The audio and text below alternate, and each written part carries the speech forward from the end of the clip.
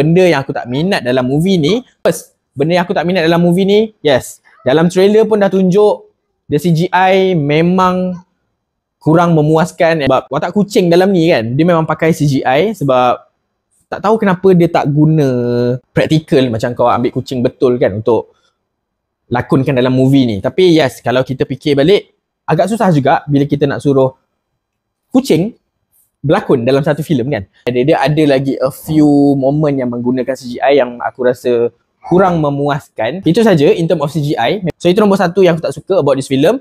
Nombor dua yang aku tak suka about this film adalah dia punya pace. So pace untuk first act dengan second act memang cantik. So graph dia memang menaik gila.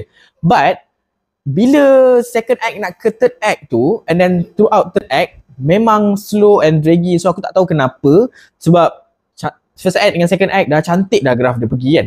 Tapi bila dia nak masuk ke third act, graph dia terus jatuh. So aku kurang seronok lah bila tunggu third act. Sebab third act is the climax moment, betul tak? Tapi bila dia dah bila dia dah pergi ke third act, dia punya graph terus jatuh. So, and then itu nombor dua.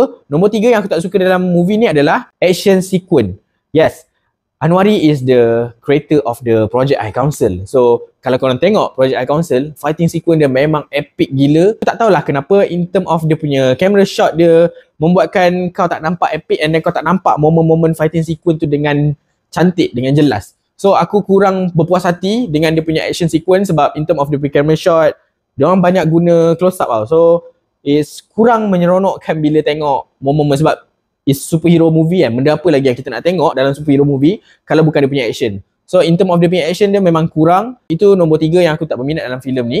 Nombor empat yang aku tak suka dalam filem ni adalah product placement. Dalam movie ni banyak gila product placement yang membuatkan kau rasa enough lah. Sebab ada momen yang dia pegang tin Wanda Coffee tu bukan memang untuk minum. Orang minum tak ada pegang macam ni just nak tunjuk untuk minum. Tak. Orang akan pegang betul-betul untuk tutup tin kan. Tapi tak. Tahu cakap product placement dia dalam movie ni memang banyak gila. Dia rasa enough.